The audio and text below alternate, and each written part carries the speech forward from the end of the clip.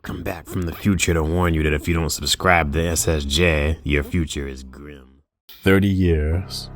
For 3 decades, the Resident Evil franchise has survived genre shifts, hardware leaps, action detours, and full reinventions of itself. And after playing through all Resident Evil Requiem this past weekend upon the release that it came out, I genuinely walked away asking, is this Capcom's best Resident Evil game in modern times? So Requiem introduces Grace Ashcroft, the daughter of Alyssa Ashcroft from Resident Evil Outbreak. That detail alone tells longtime fans something important, and Capcom didn't just create a random new face, they reached back to the overlooked corners of the universe in the franchise. Outbreak wasn't always universally praised, and to be honest, I didn't really play Outbreak like that. I'm not really too familiar with all the references from Outbreak, but still some lore that they attempted to build from that game that was more a game that was less popular compared to the other Resident Evil games, and it built perspective and showed Raccoon City from a civilian angle. Grace represents the next generation, someone that doesn't just survive bioterror but grew up in its shadow. She now works with the FBI investigating a strange incident at a hotel, the very same hotel where her mother was killed months earlier. And that setup immediately grounds the story in something Resident Evil thrives on, which is personal stakes. This isn't some kind of global apocalyptic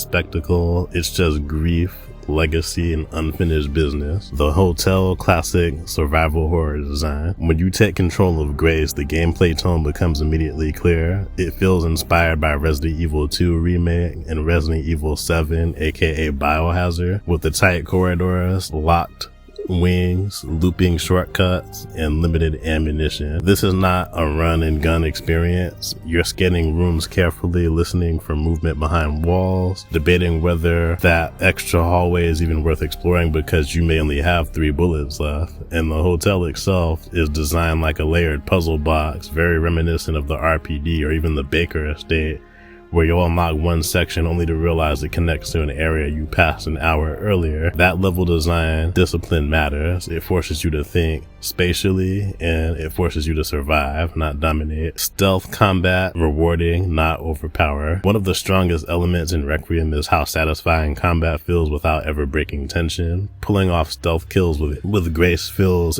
earned. It's not a superhero system. Enemies can still overwhelm you. If you position correctly, you study patrol routes, you're rewarded. It adds a tactical layer that older entries don't fully commit to. And then there's Leon. So Leon is basically 51 years old in this entry, and he has control power. So yes, Leon S. Kennedy returns, and this is not some kind of fan service thing. He enters the fold to rescue Grace during certain story element. The entire gameplay rhythm shifts when you start playing as him immediately. His sections lean more into the DNA of Resident Evil 4 and the Resident Evil 4 remake, such as the room clearing and horde control, confident gunplay, and skillfully crafted melee executions whenever you get the chance to. Leon feels powerful, but he's not invincible. Even at 51 years old, he's still sharp, still composed, still badass as ever, but there's weight behind his movements now. He doesn't feel like a superhero, he feels experienced. And that maturity reflects in gameplay pacing. The axe mechanic, a smart evolution. Leon's axe is one of the most satisfying additions in the game. You can parry enemies with it, and the timing feels crisp, impactful, and mechanical. Unlike the fragile knife system from the Resident Evil 4 remake, the axe is essentially unbreakable as long as you maintain and sharpen it. That detail is huge, and it removes the frustration while having to figure out whether or not you want to take out an enemy with a knife takedown, which is usually instant. So that removes that frustration. It's a small detail and design decisions in which show confidence for Capcom. Dr. Gideon, the moral gray zone. Grace eventually encounters Dr. Gideon, a strange, unsettling figure who certainly knows more than he should about the infected and whatever experiment is unfolding behind the scenes. But he's not just some mustache-twirling villain. He represents bioethics gone wrong. Requiem leans heavily into the themes of post-raccoon trauma, experimentation, the cost of advancement, inheritance of violence. It feels mature, feels aware of the franchise's history. And let's talk about Resident Evil 6, because for some reason I've seen people try to compare this game to Resident Evil 6. this game is nothing like Resident Evil 6. I've seen people compare this online, especially the haters that kind of hating on Resident Evil Requiem. Resident Evil 6 was more so a spectacle-driven chaos with explosions, non-stop shootouts, and constant QTE interruptions. You couldn't even relax during cutscenes without fearing a sudden button prompt that would kill you.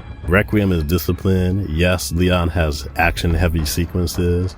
Yes, you clear rooms and manage hordes, but it's deliberate. You manage spacing, you manage resources, and you manage risk. This is not Michael Bay Resident Evil, it's balanced, and that's what Requiem is, not Resident Evil 6. So that's exactly where the comparison does not hold up and it falls apart. Resident Evil Requiem definitely is a love letter to the real Resident Evil fans because it respects survival horror roots while acknowledging the Resident Evil has evolved. It combines claustrophobic tension, methodical exploration, tactical stealth, controlled action. Grace brings vulnerability while Leon brings experience. Characters like Zeno, the rumored Wesker clone, hint that Capcom still isn't done exploring legacy villains and genetic obsession. You may even start imagining future DLC possibilities. I know I definitely want a Mercenaries mode with, of course, Leon, Grace. Give me Zeno, you know, the Wesker clone. Give me Gideon as a playable character. Give me maybe Alyssa Ashcroft.